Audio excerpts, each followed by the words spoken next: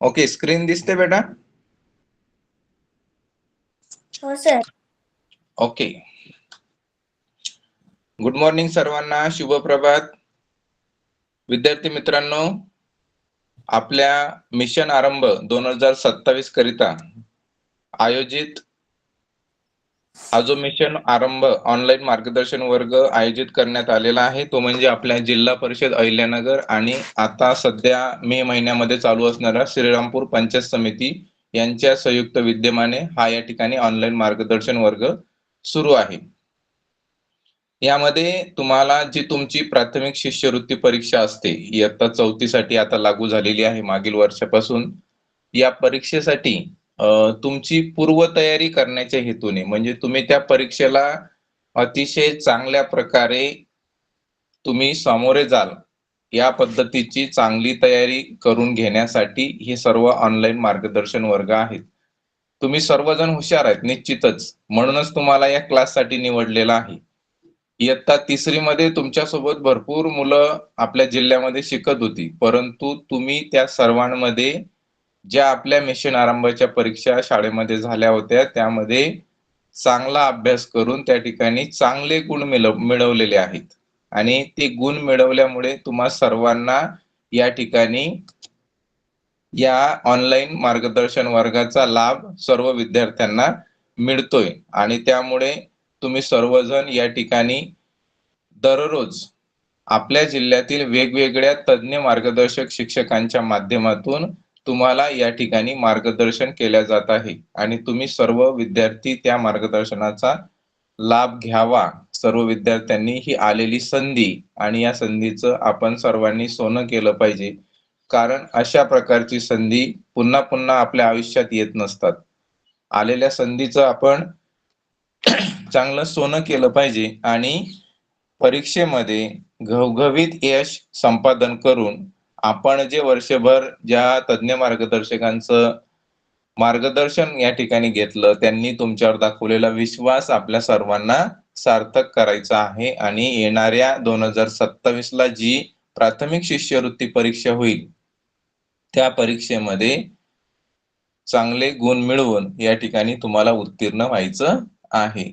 तर आज जो आपला मिशन आरंभाचा क्लास आहे त्या मिशन आरंभाच्या क्लासमध्ये मी योगेश भानुदास राणे, जिल्हा परिषद प्राथमिक शाळा शिरसगाव, तालुका श्रीरामपूर, जिल्हा अहिल्यानगर, मी आपणास या ठिकाणी आज भाषा विषयातील जो कार्यात्मक व्याकरण जे कार्यात्मक व्याकरणाचा जो एकूण वेटेज आहे त्यापैकी आपण मागील 4 दिवसापासून कार्यात्मक व्याकरणाअंतर्गत येणारे जे वेगवेगळे घटक आहेत, उपघटक आहेत, त्या सर्वांचा अभ्यास करतोय.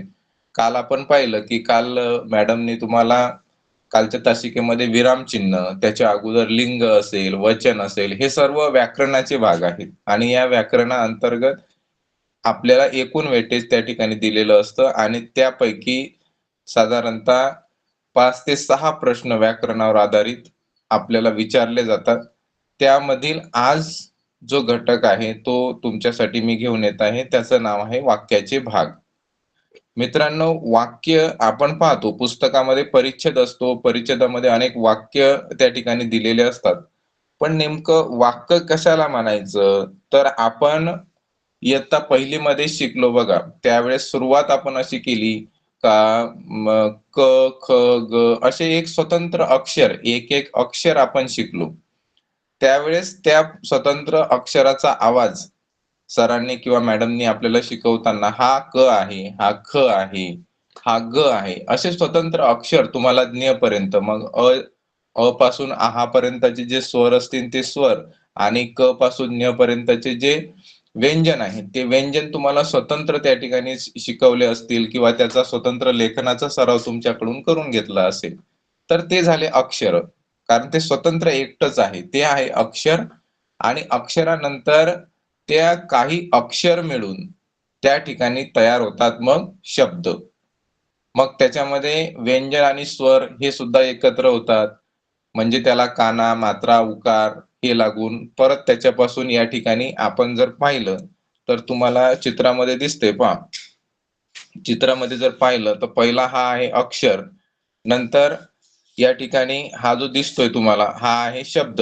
मग या शब्दामध्ये आपण या ठिकाणी जर तुम्हाला पाहत असाल तर तुम्ही या ठिकाणी छोटे छोटे शब्द या ठिकाणी तयार झालेले आहेत, जसे कमळ, खडू, गवत. मग या ठिकाणी काही अक्षर काय झाले, एकत्र आले. जसा कमळ, दुसऱ्या शब्दामध्ये आपण जर पाहिलं तर या ठिकाणी खडू. मग खडू हा जो शब्द आहे याच्यामध्ये ड ला उकार डू लागलेला आहे, म्हणजे त्याच्यामध्ये ड या व्यंजनाला उ हा स्वर लागून त्या ठिकाणी त्याचा आवाज डू असा झालेला आहे. इथे सांगायचा अर्थ असा की या ठिकाणी फक्त आपल्याला काय झालंय, अक्षरापासून पुढे शब्द तयार झाले आणि शब्दानंतर पुढे या ठिकाणी वाक्य तयार झाले.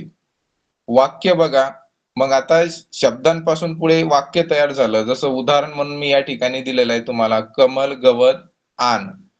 या ठिकाणी हे जे आहे कमल गवत आन हे वाक्य तयार झालं. म्हणजे अक्षर होते, सुरुवातीला अक्षर होते, त्या अक्षरांपासून या ठिकाणी शब्द तयार झाले आणि शब्दांपासून आता वाक्य तयार झालं.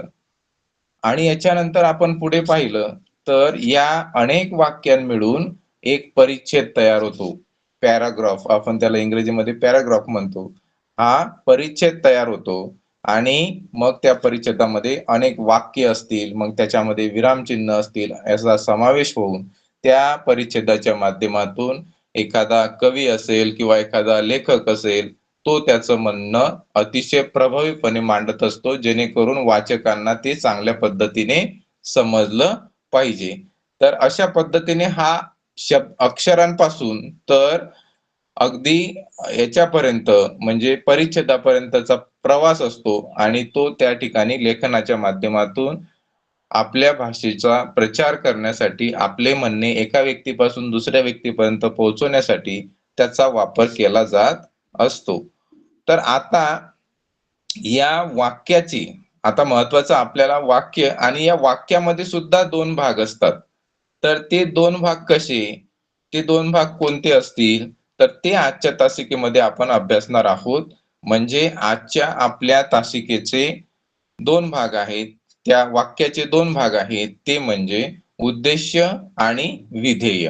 असे दोन भाग या ठिकाणी आपण अक्षराचे पाहणार आहोत. तर त्याच्यामध्ये सुरुवातीला जो पहिला भाग आहे तो म्हणजे उद्देश आणि दुसरा आहे विधेय. मग यासाठी आपल्याला जे वाक्य आहे, जसं मी तुम्हाला वर उदाहरण सांगितलं एक, कमल गवत आन, याच्यामध्ये हे वाक्य आहे. मग या वाक्याचे सुद्धा दोन भाग होतात. जसं त्यातला एक भाग काय असेल, उद्देश असेल आणि दुसरा भाग विधेय असेल. असे दोन जे आहेत, दोन भाग, आणि या दोन भागां मिळून ते एक वाक्य तयार झालेलं असतं. आता आपण या दोन जे आहेत दोन भाग, ते कसे ओळखायचे आणि ते कोणते दोन भाग असतात, ते वाक्य कसं तयार होतं याविषयी या ठिकाणी पाहणार आहोत.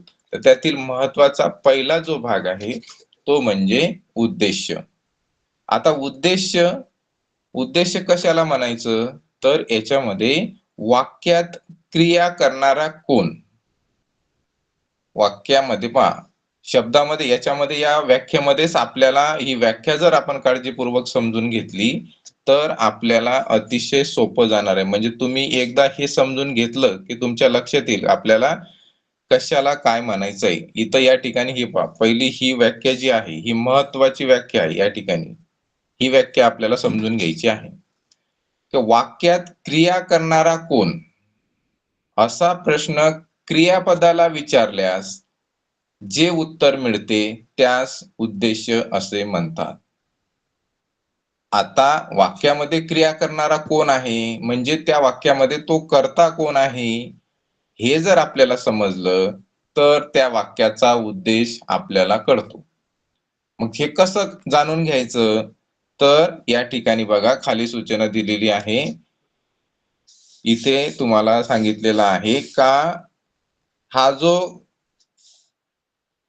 बोलणारा ज्याच्याविषयी बोलतो ते उद्देश्य असते आणि उद्देश्य ओळखताना क्रियापदाला म्हणजे नारा, नारी आणि नारे असे प्रत्यय लावून आपल्याला कोण असा प्रश्न विचारावा लागतो. आता ते कसे प्रश्न विचारायचे, तर या ठिकाणी बघा आपल्याला एक उदाहरण त्यांनी दिलेलं आहे. उदाहरण पहा, शाळेतील मुले गोंगाट करत होती. आता हे वाक्य आहे, कारण याच्यामध्ये अनेक शब्दांचा समावेश केलेला आपल्याला दिसतो. मग आता मी तुम्हाला सांगितलंय वर याच्यामध्ये आपल्याला काय करायचं आहे, त्यांना कसा प्रश्न विचारायचा आहे, क्रियापदाला नारा, नारी, नारे. मग आता या ठिकाणी गोंगाट करणारी शाळेतील मुले गोंगाट करत होती. मग आता याच्यात क्रियापद काय, तर ती गोंगाट करत होती.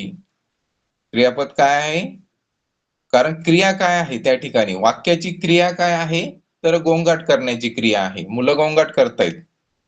तर या ठिकाणी त्यांना गोंगाट करणाऱ्या म्हणजे त्यांनी वरच काय सांगितलंय आपल्याला, का या क्रियापदाला, हा जो क्रियापद आहे गोंगाट करणारी, याला आपल्याला काय विचारायचं आहे, प्रश्न विचारायचा आहे. तर गोंगाट करणारे कोण, मग कोण आहेत गोंगाट करणारे, कोण आहेत, बरोबर, गोंगाट करणारी ही शाळेतील मुले आहेत. म्हणजे आपण करणारे, नारे, गोंगाट करणारे शाळेतील मुले आहेत. मग आपण प्रश्न विचारला क्रियापदाला, का गोंगाट करणारे कोण, मग गोंगाट करणारे कोण होते, तर शाळेतील मुले होती. म्हणजे त्या वाक्यातील कर्ता आपल्याला कळाला, आणि कर्ता म्हणजेच उद्देश असतो. त्या वाक्यामध्ये जो कर्तारा म्हणजे कर्ता, जो मेन क्रिया करणारा जो कोण आहे, मग तो त्या ठिकाणी करणारा असू शकतो, क्रिया करणारी असू शकते, आणि क्रिया करणारे पण असू शकतात. असे त्यापैकी तिघांपैकी कोणीही असू शकतो. तो जो क्रिया करणारा असेल तर त्याला आपल्याला शाळेतील, आता या ठिकाणी जसं पाहिलं आपण का शाळेतील मुले हे काय आहेत, आपले क्रिया करणारे आहेत, म्हणजे गोंगाट त्यांनी केलेला आहे म्हणून या ठिकाणी ते कर्ते आहेत. आणि या वाक्यामध्ये आपल्याला उद्देश हा आपण ओळखलेला आहे, तो म्हणजे शाळेतील मुले. हा जो आहे हा या ठिकाणी शाळेतील मुले हा या ठिकाणी उद्देश आहे. आता इथे बघा वाक्यात कोणाविषयी बोलले आहे, वर्गातील मुलांविषयी, म्हणून शाळेतील मुले हा उद्देश झालेला आहे. आता दुसरा महत्वाचा भाग, जसं वाक्यामध्ये मी तुम्हाला सांगितलं होतं की वाक्यामध्ये किती भाग असतात, किती, दोन, बरोबर. त्यामधला पहिला आपण उद्देश म्हणजे काय, उद्देश किंवा त्याला कर्ता म्हणतात. तर आपण वाक्याचे जे दोन भाग पाहिले, उद्देश आणि विधेय, त्यापैकी हा दुसरा भाग जो असतो वाक्याचा तो म्हणजे विधेय. आता उद्देशाविषयी ज्याच्यामध्ये बोलले जाते किंवा सांगितले जाते त्यास विधेय असे म्हणतात. या ठिकाणी व्याख्या दिलेली आहे पहा, ही व्याख्या जर तुम्ही नीट लक्षात ठेवली, पहिली जी व्याख्या आहे उद्देशाची ती, आणि या ठिकाणी असणारी ही, म्हणजे उद्देशाविषयी म्हणजे कोणाविषयी, का जो कर्ता असतो, त्या कर्ता असेल, त्या ठिकाणी कर्ती असेल किंवा कर्ते असतील, म्हणजे करणारा असेल, करणारी असेल आणि करणारे पण असतील, या तिघांविषयी जर वाक्यामध्ये काही आपल्याला इतर माहिती सांगितलेली असेल किंवा त्याच्याविषयी बोललं जात असेल, तर त्याला काय म्हणायचं आहे, आपल्याला विधेय म्हणायचं आहे. ही व्याख्या आपण या ठिकाणी बघा, उद्देशाविषयी जे बोलले जाते किंवा सांगितले जाते त्यास विधेय असे म्हणतात. आता ही जी या ठिकाणी आपण वर वाक्य बघितलं होतं का शाळेतील मुले, हा या ठिकाणी थोडी मिस्टेक झालेली आहे. इथे बघा आपल्याला शाळेतील मुले असं पाहिजे होतं, शाळेतील मुले. शाळेतील मुले उद्देश या विषयाविषयी आपण माहिती सांगितलेली आहे का ती काय करत आहेत, गोंगाट करत आहेत. आपण वर वाक्य बघितलं होतं का शाळेतील मुले गोंगाट करत होती. मग आता उद्देश काय होता, शाळेतील मुले, आणि ती काय करत होती, गोंगाट करत होती. म्हणजे त्या उद्देशाविषयी काय सांगितलेलं आहे, उद्देश आपला होता करता का कोण होता आपला? शाळेतील मुले. आणि ती काय करत होती? गोंगाट करत होती. म्हणजे उद्देशाविषयी माहिती सांगितलं का ती गोंगाट करत होती. मग गोंगाट करत होती म्हणून या ठिकाणी गोंगाट करत होती हे विधेय आहे. काय आहे? विधेय आहे. समजलंय तुम्हाला? वाक्याचे दोन भाग महत्वाचे. त्या दोन भागामध्ये पहिला जो आहे तो म्हणजे उद्देश्य म्हणजेच कर्ता. त्याच्यामध्ये तो कर्ता पुरुष असू शकतो, तो स्त्री पण असू शकते आणि तो नपुंसकलिंगी म्हणजे एखादा किंवा अनेक वचनी व्यक्ती असू शकतो. तर त्या ठिकाणी या तिघांपैकी जो करणारा आहे महत्वाचा, करणारा, करणारी आणि करणारे या तीनही व्यक्तीविषयी आपल्याला त्या ठिकाणी जो कृती करणारा असेल तर तो उद्देश असेल आणि तो काय कृती करतो म्हणजे उद्देशाविषयी माहिती जी सांगितली जाते. जसं या ठिकाणी पाहिलं आपण का शाळेतील मुले गोंगाट करत होती. म्हणजे त्यांची कृती काय आहे ती असते आपली विधेय.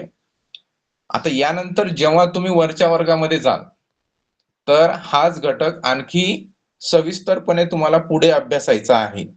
पण सध्या आपल्याला इयत्ता 4थीचा जो अभ्यास आहे, इयत्ता 4थीच्या अभ्यासामध्ये आपल्याला फक्त उद्देश आणि विधेय हे दोनच भाग आहेत. नंतर तुम्हाला उद्देश विस्तार याचा पुढचा जो घटक आहे, उद्देश विस्तार आणि विधेय विस्तार असे त्याचे दोन भाग आणखी तुम्हाला समजून घ्यायचं आहे. का विस्तार मग त्याचं त्या ठिकाणी जो मुख्य उद्देश असेल किंवा मुख्य विधेय असेल त्याला काही शब्द आणखी लावले जातात किंवा जोडल्या जातात. त्याला म्हणायचं त्याचा विस्तार. मग तो विस्तार कसा ओळखायचा? मग उद्देश विस्तार कसा होतो? विधेय विस्तार कसा होतो? तर हे आपण नंतर आता तुम्ही जेव्हा मोठे व्हाल किंवा 6वी-7वीच्या वर्गामध्ये जाल तेव्हा तुम्हाला ते कळेल की पुढे कसं असते. पण आपल्याला आज या ठिकाणी आपल्या शिष्यवृत्ती क्लासच्या किंवा शिष्यवृत्ती परीक्षेच्या अनुषंगाने आपल्याला फक्त उद्देश आणि विधेय या दोनच गोष्टी या ठिकाणी समजून घ्यायच्या आहेत. म्हणून आपण त्या दोनच गोष्टीवर आजच्या तासिकेमध्ये जास्त लक्ष देणार आहोत. तो विस्तार या ठिकाणी आपण म्हणजे बघणार नाही. तो पुढच्या किंवा ज्या वेळेस तुम्ही पुढचा अभ्यास करणार आहेत 5वी पासून पुढे त्या ठिकाणी तुम्हाला तो अभ्यासाला असणार आहे. या ठिकाणी आपण फक्त उद्देश आणि विस्तार या दोनच घटकाविषयीचा अभ्यास करणार आहोत. आता तुमच्या लक्षात आलं असेल का विधेय आणि उद्देश हे कसं ओळखायचं तर त्यावर आधारित काही उदाहरणं आहेत. तर ती उदाहरणं आपण या ठिकाणी पहिले समजून घेऊया आणि त्यानंतर आणखी काही प्रश्नाची जी सराव आहे तो सराव आपण करूया. आता पहिलं जे वाक्य आहे पहा, शाळेजवळून नदी वाहत होती. पहा या ठिकाणी सरळ वाक्य आहे. शब्दांचं मिळून एक वाक्य तयार झालेलं आहे आणि त्याच्यामध्ये तुम्हाला विचारलेलं आहे. आपल्याला त्याच्यामधलं उद्देश ओळखायचा आहे आणि विधेय पण ओळखायचं आहे. मग या ठिकाणी हे जे वाक्य आहे, या वाक्यामध्ये आता आपल्याला पहा इथं दिसतंय ही जी आहे शाळेजवळून नदी वाहत होती. याच्यामध्ये उद्देश कोण आहे? वाहणारी कोण? नदी. आपल्याला प्रश्न विचारायचा आहे ना क्रियापदाला. मग क्रियापद काय आहे? वाहण्याची क्रिया चालू आहे. वाहत आहे ती. तिची क्रिया कशी आहे? वाहनाची. मग आपल्याला वाहनाला प्रश्न विचारायचा आहे. म्हणजे क्रियापदाला विचारायचं आहे का वाहणारी कोण? तर नदी. अगदी सोपं आहे ना? बरोबर. वाहणारी काय आहे? नदी आहे. म्हणून या वाक्यातली कर्ता कोण आहे? नदी आहे. म्हणजेच या वाक्यातला उद्देश नदी हा शब्द आहे. सोपं आहे ना? ओके. तर दुसरा बघा, दुसरा शब्द विधेय. मग बघा विधेय ओळखायचं आहे. विधेय आपला जो कर्ता आहे, उद्देश आहे नदी आणि नदी काय करते? तिची क्रिया काय चालू आहे? मी तुम्हाला सांगितलं होतं का उद्देशाविषयी माहिती सांगणार जो माहिती जी सांगितली जाते ते म्हणजे विधेय. मग या ठिकाणी नदी काय करते? तर शाळेजवळून वाहते. मग या वाक्यात काय माहिती आली? का शाळेजवळून वाहत होती. कोण वाहत होती? नदी. कोण म्हणजे आपला उद्देश, कर्ता. आणि बाकी राहिलेली माहिती म्हणजे काय? शाळेजवळून वाहत होती म्हणजे हे त्याचं विधेय. म्हणजे या ठिकाणी उद्देशाविषयी जी माहिती सांगितलेली असते त्याला म्हणायचं आपल्याला विधेय. मग या ठिकाणी तुमचा विधेय हा कन्फर्म झाला असेल. या ठिकाणी नंतर आपण सुरुवातीला पाहिला तो म्हणजे उद्देश. उद्देशाला प्रश्न काय विचारला? वाहणारी कोण? नदी. म्हणून झाला उद्देश नदी आणि विधेय झाला शाळेजवळून वाहत होती. चल आणखी एक दुसरं उदाहरण बघूया आपण. साईच्या मोठ्या भावाने शिष्यवृत्ती परीक्षेत प्रथम क्रमांक मिळवला. वाक्य थोडं लांब आहे, पण आपल्याला आता याच्यामधला कर्ता जाणून घ्यायचा आहे. बरेचदा काय होतं, आपण घाई गडबड त्याच्यामध्ये एखादं नाव दिसलं म्हणजे आपण काय करतो की आता समजा इथं आपल्याला साई नाव दिसतंय, मग आपल्याला काय वाटतं का हा साईच कर्ता असेल, पण तसं नसतं. त्यातला महत्वाचा कोण तो आपल्याला जाणून घ्यायचा आहे की कोण महत्वाची कृती करणार आहे. बघा वाक्य लांब आहे, ते वाक्य सुरुवातीला आपण समजून घेतलं पाहिजे. काय सांगितलेलं आहे? का साईच्या मोठ्या भावाने. इथं जर पाहिलं आपण का साईच्या मोठ्या भावाने शिष्यवृत्ती परीक्षेत प्रथम क्रमांक मिळवला. आता इथे बघा क्रियापद काय आहे? थोडक्यात प्रथम क्रमांक मिळवला. मग प्रथम क्रमांक मिळवणारा कोण? साई आहे का? आहे का साई? नाही. त्या ठिकाणी साईच्या मोठ्या भावाने प्रथम क्रमांक मिळवलेला आहे. म्हणजे मिळवणारा कोण? तर साईचा मोठा भाऊ.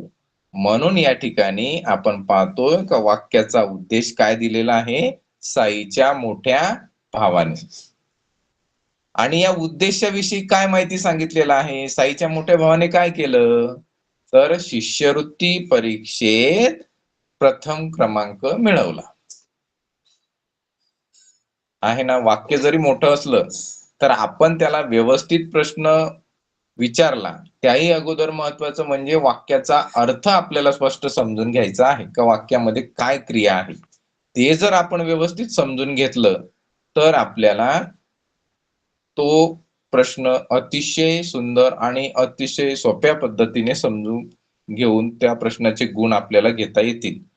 अगदी सोपा प्रश्न आहे आणि असं जर तुम्ही केलं तर या ठिकाणी तुम्हाला अगदी सोप्या पद्धतीने ही 2 मार्काची लॉटरी म्हणावं लागेल की तुम्हाला 2 मार्काची ही लॉटरीच लागलेली आहे.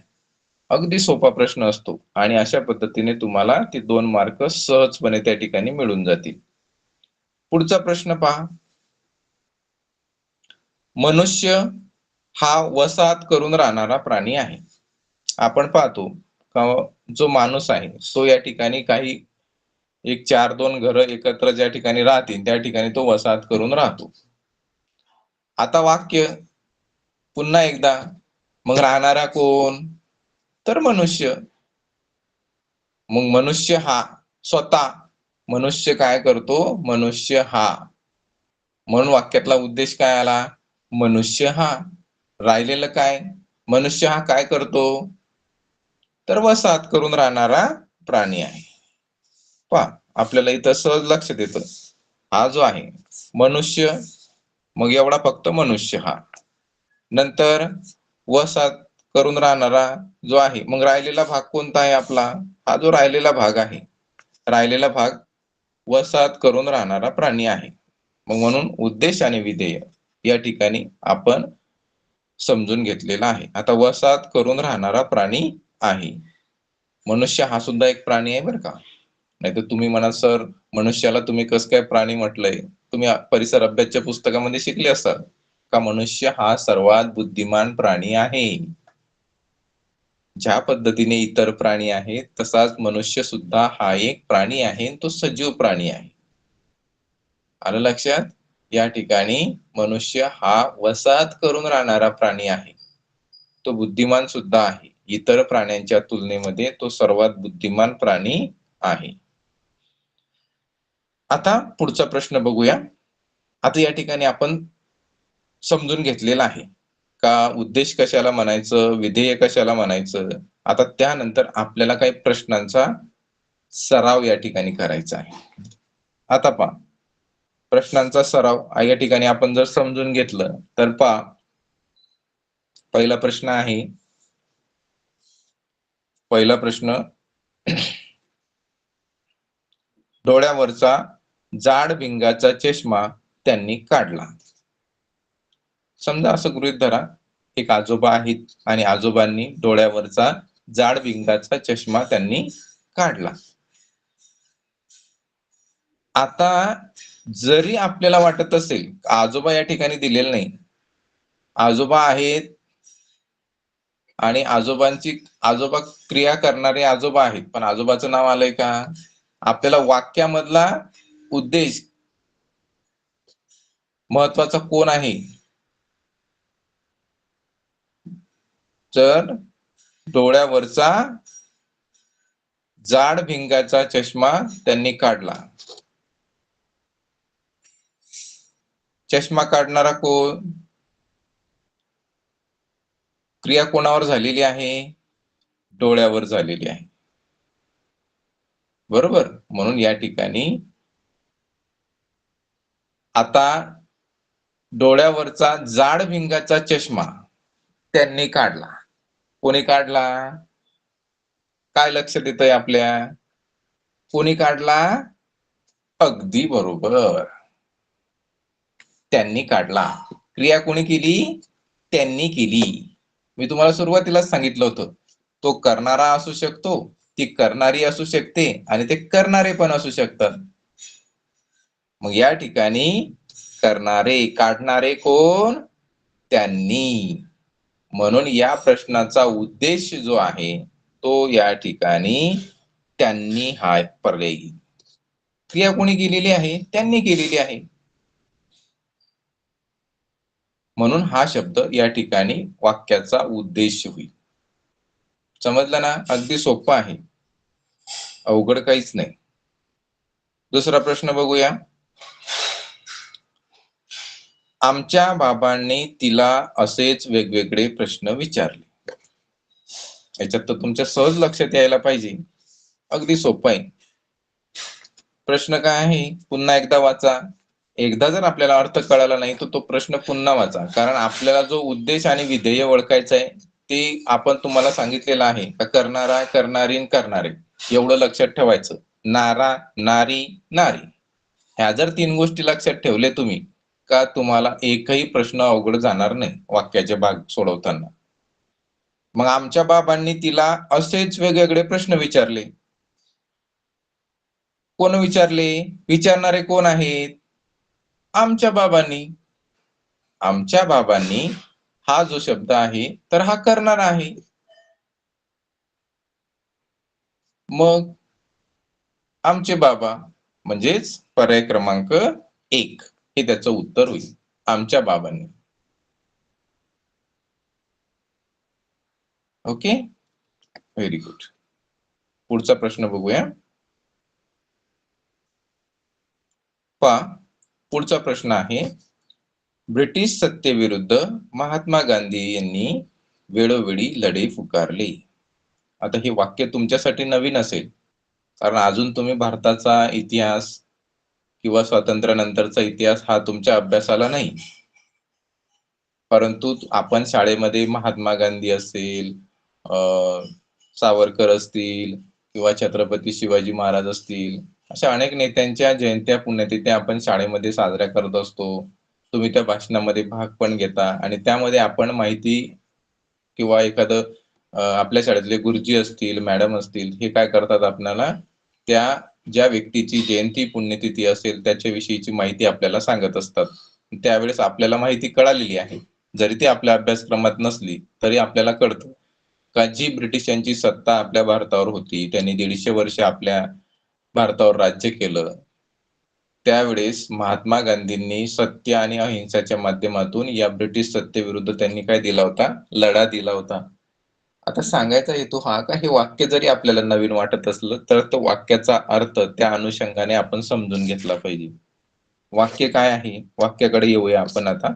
एवढा इतिहास बघायला आपल्याला वेळ नाही आणि आपण तो बघणार पण नाही. ब्रिटिश सत्तेविरुद्ध महात्मा गांधी यांनी वेळोवेळी लढे पुकारले. लढे म्हणजे काय, तर लढाई किंवा त्यांना त्यांचे जे काही कायदे असतील, काही नियम असतील, तर त्यांना विरोध केला होता. आता ब्रिटिश सत्तेविरुद्ध महात्मा गांधी यांनी वेळोवेळी लढे पुकारले आणि आपण काय विचारणार आहोत, लढे पुकारणारे कोण, लढाई पुकारणारा कोण आणि पुकारणारी कोण. तर या ठिकाणी लढे पुकारले हे जर क्रियापद आहे तर याला आपण प्रश्न विचारला, काय विचारणार, लढे पुकारणारा कोण. तर लढे कोण पुकारणारा होता, महात्मा गांधी. महात्मा गांधी हे होते. म्हणून या वाक्याचा उद्देश काय आहे, महात्मा गांधी यांनी एवढा हा जो शब्द आहे पर्याय क्रमांक 3, हा जो आहे पर्याय क्रमांक 3 काय आहे, मग त्याचं उत्तर आहे महात्मा गांधी यांनी. कारण मुख्य क्रिया करणारे ते आहे. त्यांनी काय केलेलं आहे, ब्रिटिश सत्तेच्या विरुद्ध लढा पुकारलेला आहे. मग आपल्याला जर याच्यातलं विधेय विचारलं असतं तर मग तेवढा जो भाग आहे उद्देश तो वाक्यातला काढून टाकायचा, महात्मा गांधी यांनी. हे 3 शब्द आपण काढून टाकले तर उरलेला भाग काय राहिला, ब्रिटिश सत्तेविरुद्ध यांनी वेळोवेळी लढे पुकारले. यांनी पण येणार नाही कारण यांनी आपला उद्देश झालेला आहे. ब्रिटिश सत्तेविरुद्ध वेळोवेळी लढे पुकारले हे त्याचं विधेय झालं. समजलं ना? हा, अगदी सोपं आहे, काय फार अवघड नाहीये त्याच्यामध्ये. बघा पुढचा प्रश्न. आता त्याच काळामध्ये इतिहासामध्ये लोकमान्य टिळक हे सुद्धा अग्रेसर होते. आता लोकमान्य टिळकांनी सुद्धा ब्रिटिश सत्तेविरुद्ध अनेक लढे पुकारले होते आणि त्यांच्या पत्रकारितेच्या माध्यमातून त्यांनी लोकांना जनजागृतीचं काम केलेलं होतं. आता जे आपण आपल्या घरी गणपती उत्सव असतील, छत्रपती शिवाजी महाराज जयंती उत्सव असतील, तर हे लोकमान्य टिळकांनी सुरू केलेले होते. आता या लोकमान्य टिळकांचं या ठिकाणी वाक्याकडे आपण पुन्हा येऊया. लोकमान्य टिळक यांचे 1920 साली निधन झाले. बघा वाक्य, लोकमान्य टिळक यांचे 1920 साली निधन झाले.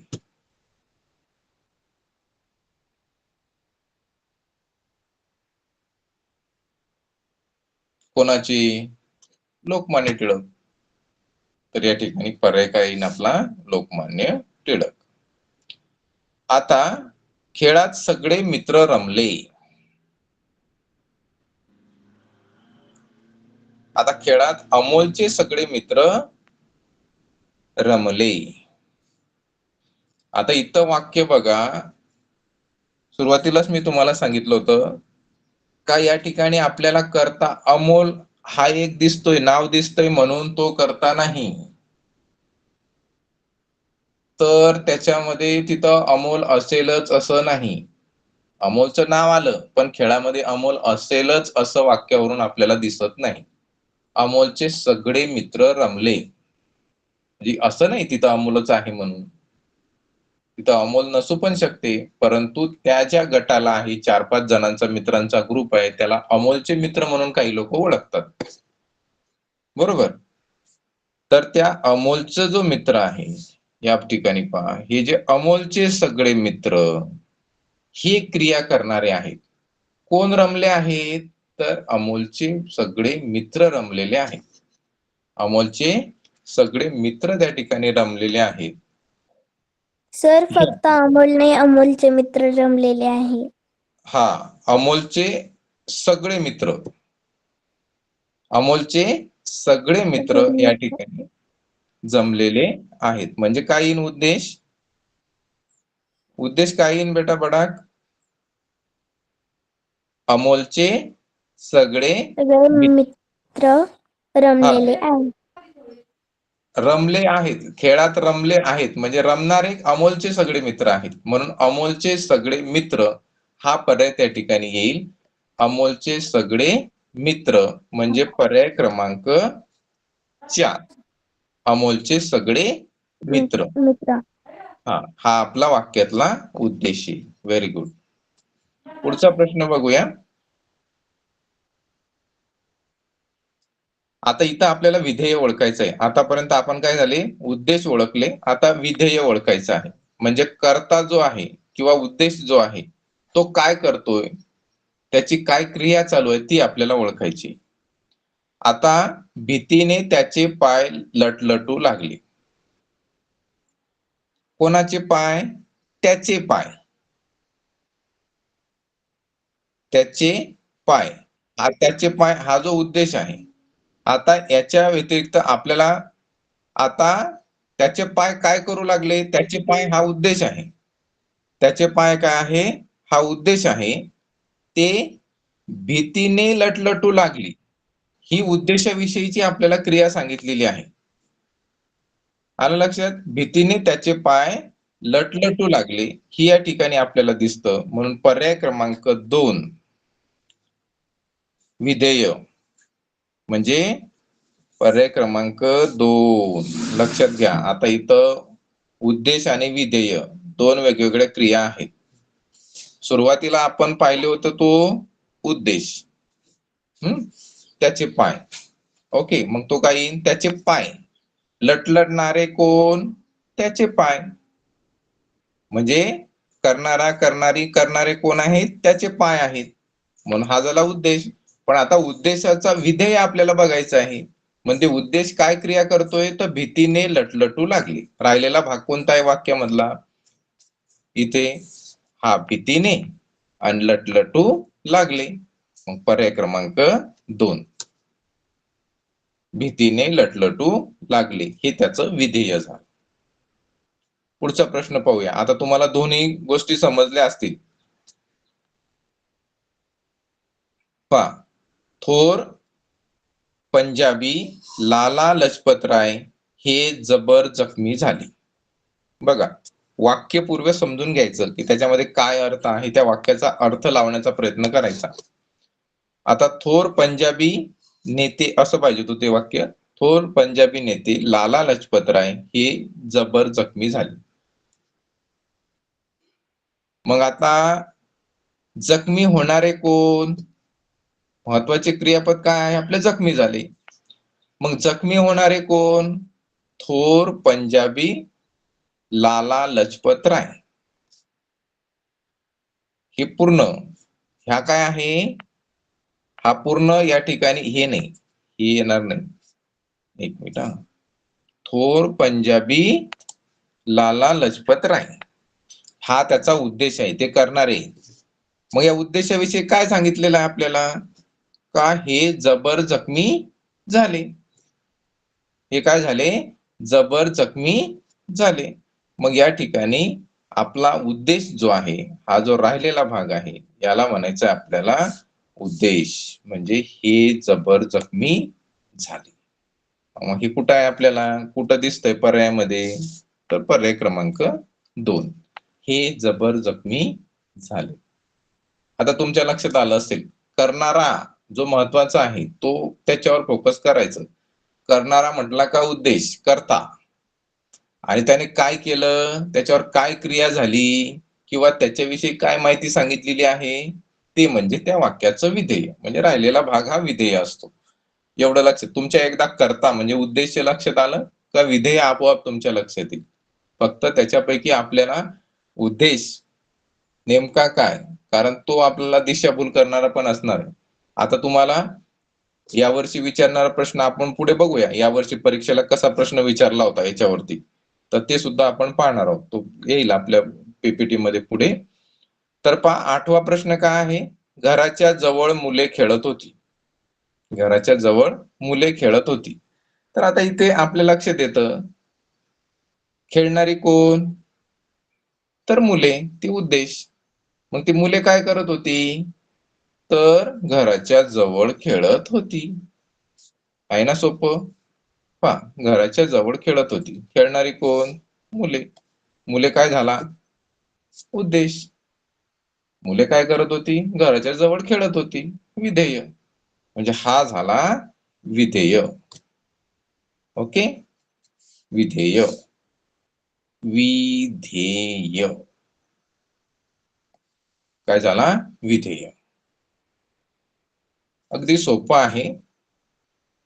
फक्त वाक्य ज्यावेळेस मोठं येतं त्यावेळेस थोडासा गोंधळ होऊ शकतो. म्हणून वाक्य काळजीपूर्वक वाचायचं आणि ते सोडवायचं. आता इथे पहा. भारताला स्वातंत्र्य मिळावे म्हणून अनेक क्रांतिकारकांनी प्राणाची आहुती दिली. भारताला स्वातंत्र्य मिळावे म्हणून अनेक क्रांतिकारकांनी प्राणाची आहुती दिली. आता क्रियापद काय आहे? आहुती दिली. कारण क्रियाच काय आहे? आहुती देण्याची आहे. आहुती दिली. मग आहुती देणारे कोण?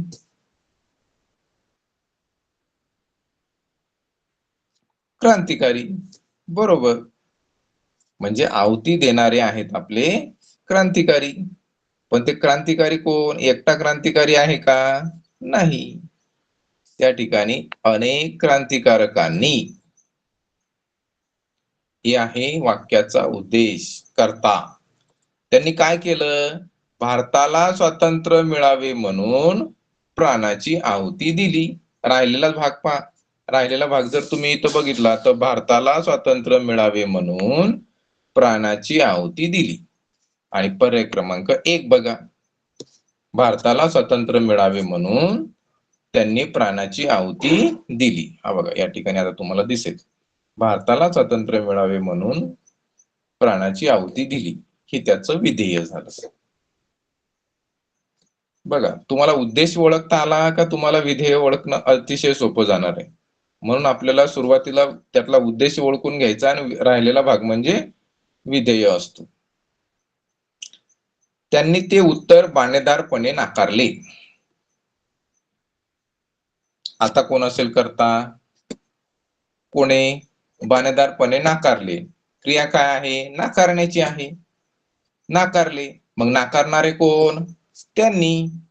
मग त्यांनी हा काय झाला? कर्ता झाला. मग त्यांनी काय केलं? तर ते उत्तर बाणेदारपणे नाकारले.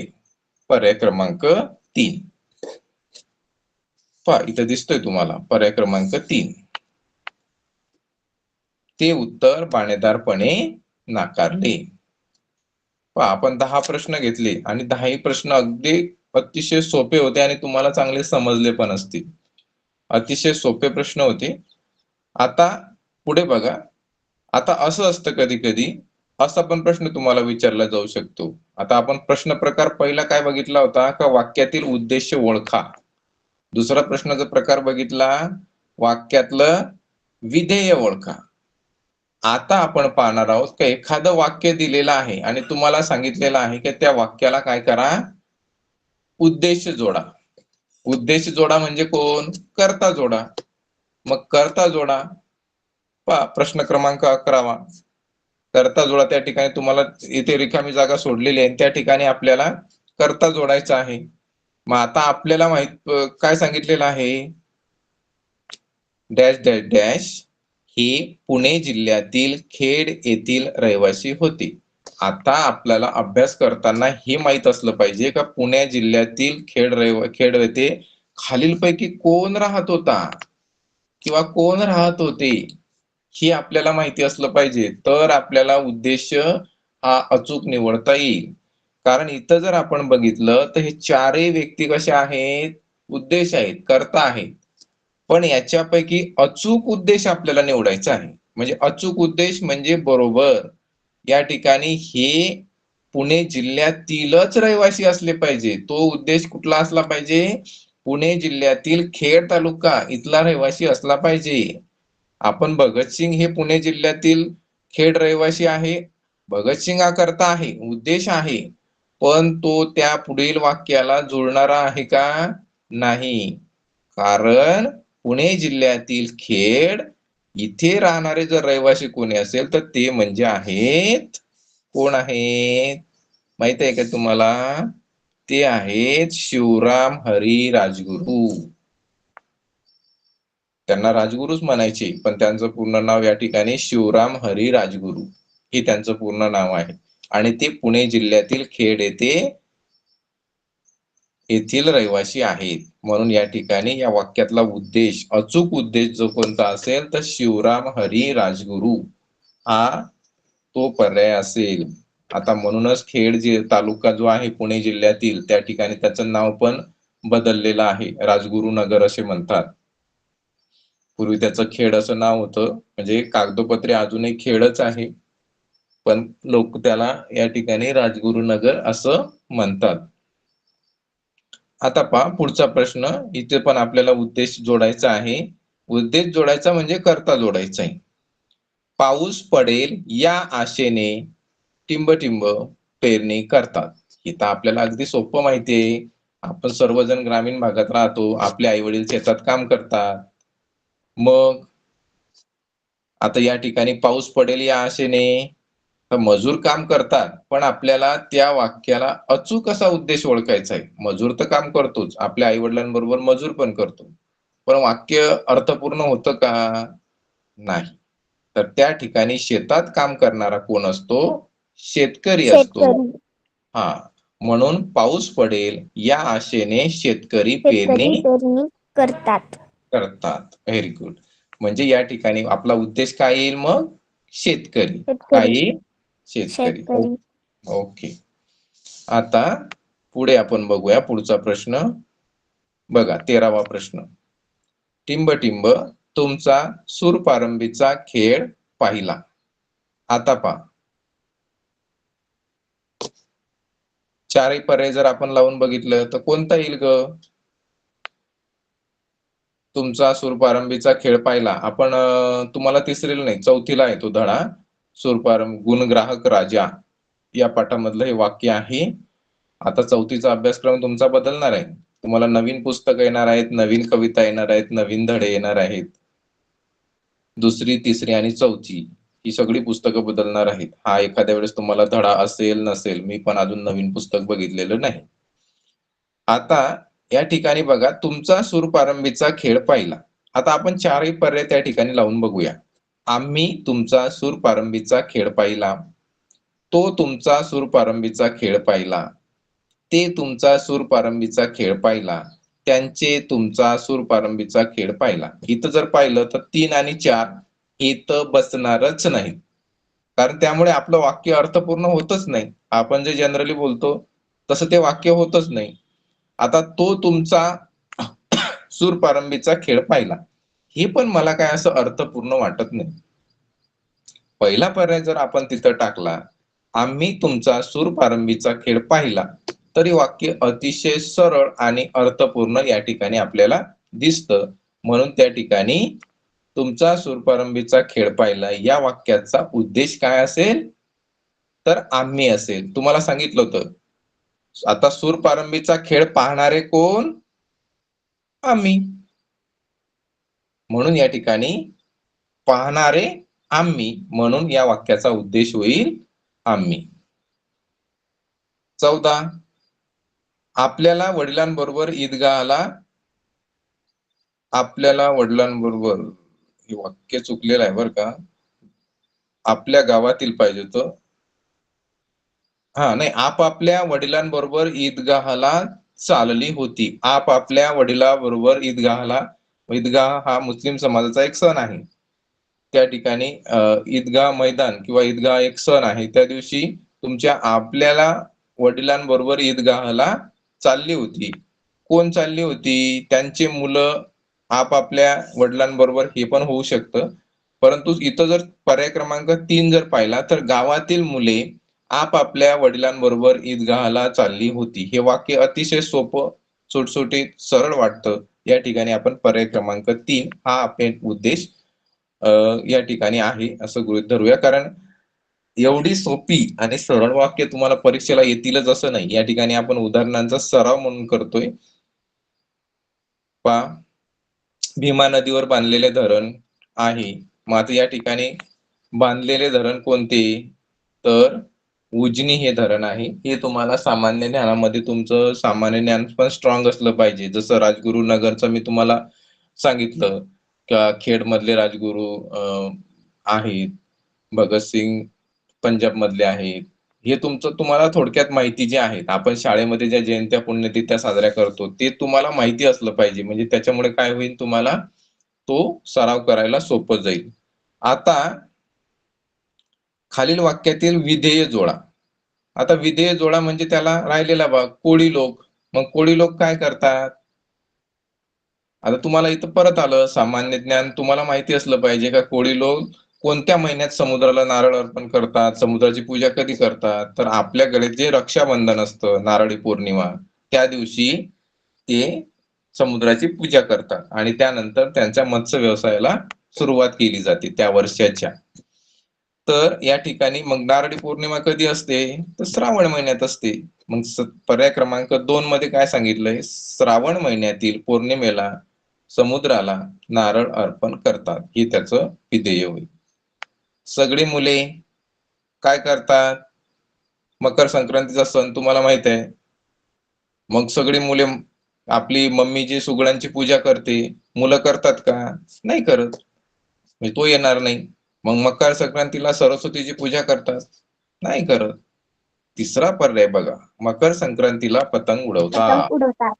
हा आपला आवडीचा विषय आहे. आपण पतंग उडवतो. या ठिकाणी असा जर प्रश्न आला तर आपल्याला तर पूर्ण सर्वांना प्रश्नाचे 2 पैकी 2 गुण नक्की मिळणार आहेत. सगळी मुले मकर संक्रांतीला पतंग उडवतात. पतंग उडवतात. हा म्हणजे आपला विधेय काय येईल मग? मकर संक्रांतीला पतंग उडवतात. हा ओके, हा आपला विधेय येईल. आता बघा, आता आपल्याला आपण काय केलं पाहिजे? नियमितपणे अभ्यास केला म्हणजे ही क्रिया आपली होऊन गेली, ही येणार नाही. पर्याय क्रमांक 2, नियमितपणे अभ्यास केला पाहिजे. आपण नियमितपणे अभ्यास केला पाहिजे, ही या ठिकाणी विधेय येईल. आता पहा, आपल्याकडे स्केच पेन असतात, रंगखडू असतात, रंगपेटी असते, आणखी काही पोस्टर कलर वेगवेगळे असतात, त्याच्यामध्ये रंग असतात. आणि या रंगांमध्ये काही रंगाचे भाग असतात, त्याच्यामध्ये काही मुख्य रंग असतात, काही प्रथम श्रेणीचे रंग असतात, म्हणजे ज्यांना प्रथम प्राधान्य दिलं जातं ते रंग असतात, किंवा काही रंग हे 2 रंग मिळून तयार केले जातात, तर त्या रंगांचे सुद्धा असे वेगवेगळे भाग असतात. त्यावर आधारित प्रश्न आहे पहा. लाल, पिवळा, निळा या रंगांना टिंबटिंब म्हणतात. त्याला महत्वाचे रंग म्हणतात, त्याला द्वितीय श्रेणीचे रंग म्हणतात, इंद्रधनुष्याचे रंग म्हणतात. कारण इंद्रधनुष्यामध्ये तर आपण पाहतो 7 रंग असतात. पाणी पितानाही जा, ही त्याचा शॉर्ट फॉर्म आहे. तुम्हाला तुमचे सर किंवा मॅडम शिकवतील वर्गामध्ये का 7 रंग कोणते, त्याचा शॉर्ट फॉर्म आहे पाणी पितानाही जा. म्हणजे पा म्हणजे पांढरा, नी म्हणजे निळा, ता म्हणजे तांबडा, ना म्हणजे नारंगी. असे जे आहेत, हे जे 7 रंग आहेत, हे आपल्याला मॅडम कडून समजून घ्यायचे आहेत आणि ते लक्षात ठेवायचे. सप्तरंगी 7 रंग इंद्रधनुष्याचे असतात. म्हणून तर चौथा पर्याय आहे प्रथम श्रेणीचे रंग.